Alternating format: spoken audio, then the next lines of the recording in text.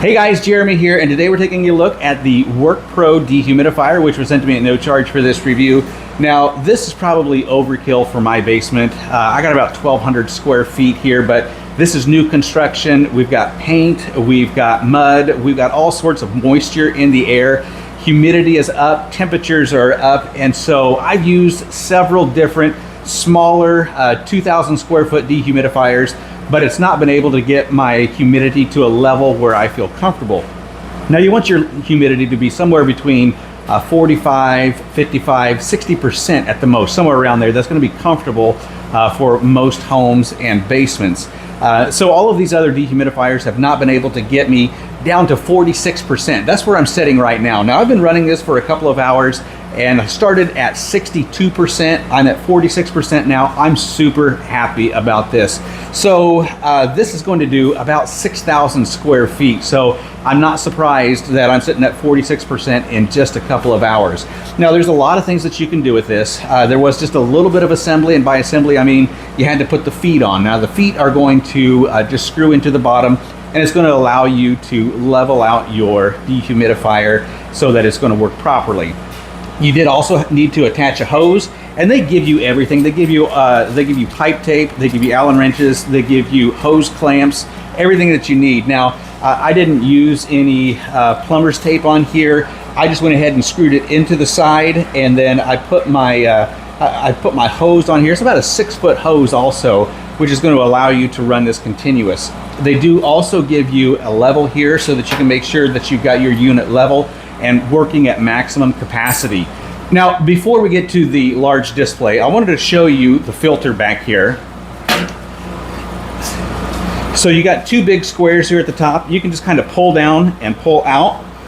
It just fits in there just real snug. It's almost like it's magnetized there. And so that's just gonna come out, and then you're gonna be able to take your filter completely out and then use an air compressor, or you can use warm soapy water. Just make sure that before you put it back in, it's completely dry, because if you got some dirt particles or dust particles coming through your filter, then if it gets wet and it's got moisture in here, then it's just going to create mud. It's going to overwork your dehumidifier and it's going to ruin it. So make sure that if you do use warm soapy water, that you get it completely dry before putting it back. Now, let me show you the controls and how to use this. Okay, so one last thing before we get to the large display and the controls. They do give you a piece of duct work here if you wanted to connect some duct hosing to this and duct it out of the room. You're more than welcome to do that. You're gonna get 240 cubic feet per minute blowing out of here. It's pretty quiet, but it does create a lot of velocity. There's a lot of wind in here. And so if you wanna duct that out of the room, then they've got this available for you, and then you can just attach it to the side here and then take it out of the room, out a window, whatever you need to do. Over here you've got your power button and your settings button, your decrease and your increase, your lock button, and a timer button.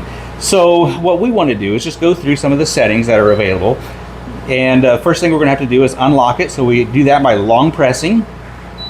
So when you push your settings button, the first thing you're going to get is your fan speed. Now you can change your fan speed from auto to low or high, and you can hear that kick on there. Or you can go back to auto. Now I just like to have it on auto just for energy consumption and most efficient usage. When you press your settings button a second time, then you're going to go to your fan if you always want it on, or you can have it off, however you want to work that. I'm leaving mine currently on. Next, we go to our Fahrenheit and Celsius, just going to leave it right where it's at.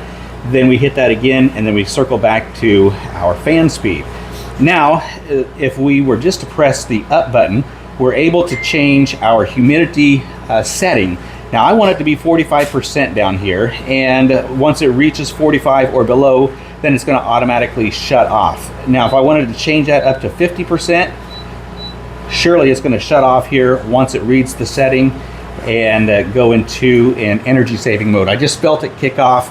So going through the settings again, you got your fan speed, you got your settings, whether that's on or off, then you got your Fahrenheit Celsius, then you've got your relative humidity, and this goes up to 10%. Now I'm not certain what that is, but the default is 0. So there's not going to be any variable between the relative humidity and when this shuts off. So I got it at 0, and that's when the compressor shut off. And so we're going to move on to the next setting. So this is your timer, and we can set our timer from 0 to 20 minutes. And we're going to go at a 2, press our settings button, and then we're going to set it and forget it. I've never seen my humidity level as low as 46%. It's beginning to climb right now.